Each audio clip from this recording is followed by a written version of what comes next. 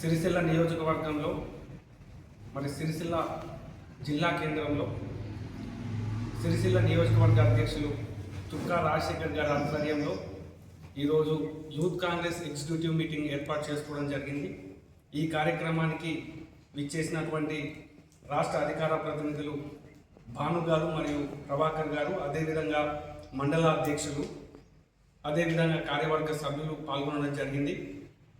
మరి ఈ కార్యక్రమం యొక్క ముఖ్య ఉద్దేశం ఏంటంటే విత్ ఐవైసీ యాప్ వాడటం, మరి అదేవిధంగా రాబోయే కాలంలో మరి ఎంపీటీసీ జెడ్పీటీసీ ఎలక్షన్స్ కావచ్చు, లేదంటే యువతకు సంబంధించినటువంటి సమస్యలు కావచ్చు, లేదంటే మరి కొత్తగా నూతనంగా ఎన్నికైనటువంటి సర్పంచ్గా ఎన్నికైనటువంటి నాకు సన్మాన కార్యక్రమం కూడా మరి ఈరోజు ఏర్పాటు చేయడం, అదేవిధంగా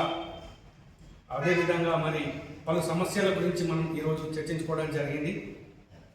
ఖచ్చితంగా నేను ఈ సందర్భంగా మాట ఇస్తా ఉన్నా, అట్లీస్ట్ యువతకు సంబంధించి అంటే మండలానికి ఒకరికన్నా టికెట్ వచ్చే విధంగా నా వంతు సహాయ సహకారాలు రాష్ట్ర అధ్యక్షులు జక్కిడి శివచరణ్ రెడ్డి గారు, అదేవిధంగా స్థానికంగా జిల్లా అధ్యక్షులు సంగీతం శ్రీనివాస్ గారు, అదేవిధంగా ప్రభుత్వ పాల్ శ్రీనివాస్ గారు, అదేవిధంగా చొప్పదండి శాసనసభ్యులు మరి మేడిపల్లి సత్యం గారు, అదేవిధంగా ఇక్కడ ఉన్నటువంటి స్థానికంగా ఇన్ఛార్జ్గా సిరిసిల్ల నియోజకవర్గ ఇన్ఛార్జ్గా ఉన్నటువంటి కేకే మహేందర్ రెడ్డి గారు, వీళ్ళందరి సహాయ సహకారాలతో ఖచ్చితంగా మండలానికి ఒకరికి టికెట్ వచ్చే విధంగా చూస్తానని చెప్పేసి కూడా ఈ సందర్భంగా నేను మాట ఇస్తా ఉన్నా.